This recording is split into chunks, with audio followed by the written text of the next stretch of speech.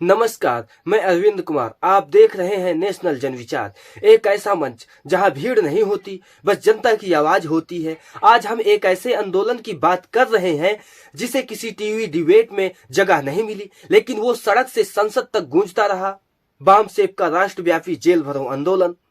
जातिगत जनगणना करो, जातिगत जनगणना करो,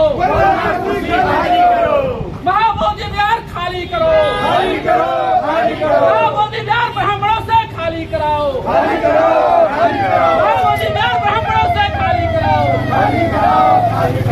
ईवीएम ने क्या किया?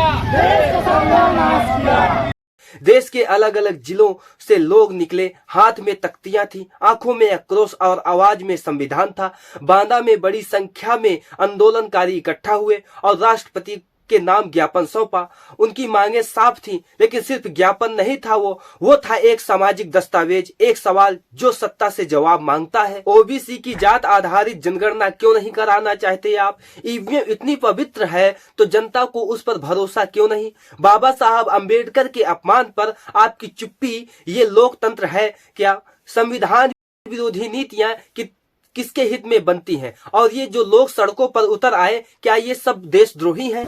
वकील साहब, आज किस तरह का ज्ञापन दिया है और क्या मांगे लेकर आए हैं?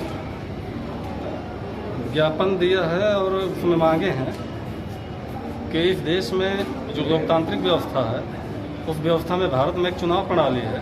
उस चुनाव प्रणाली में भारत में ईवीएम थोप दिया गया और ईवीएम के मुद्दे पर एक केस में माननीय सुप्रीम कोर्ट ने 8 अक्टूबर 2013 को एक जजमेंट दिया था। उसमें कहा था कि बिना पेपर ट्रेल मशीन लगाए केवल ईवीएम से स्वतंत्र, निष्पक्ष और पारदर्शी चुनाव नहीं हो सकता है। ऐसा जजमेंट दिया और बड़े प्रयासों के बाद जब वीवीपीएटी मशीन लगी भी, तो जिससे वेरिफिकेशन होता है कि किसको वोटर ने वोट दिया, जिसमें दिखता है, उन पर्चियों की गिनती नहीं की जा रही, गिनती वही इलेक्ट्रॉनिक गिनती की जा रही है। तो इससे ये सिद्ध होता है कि ईवीएम में घोटाला करके चुनाव जिताए जा रहे हैं। और अगर ऐसा है तो ईवीएम के द्वारा वोट का अधिकार जो जनता का है, नागरिकों का है, शून्य कर दिया गया है। अगर वोट का अधिकार ही शून्य हो गया तो इसका मतलब है कि भारत से लोकतंत्र को खत्म कर दिया गया। तो ईवीएम के विरोध में हमने ज्ञापन दिया और जेल भरो आंदोलन के अंतर्गत आए हुए हैं हम लोग। दूसरा, इस देश में जो बहुसंख्य आबादी है पिछड़े वर्ग की, ओबीसी की, आज तक आज़ाद भारत में ओबीसी की जाति आधारित जनगणना ही नहीं कराई गई। और जनगणना न कराए जाने की वजह से ओबीसी के आंकड़े नहीं हैं।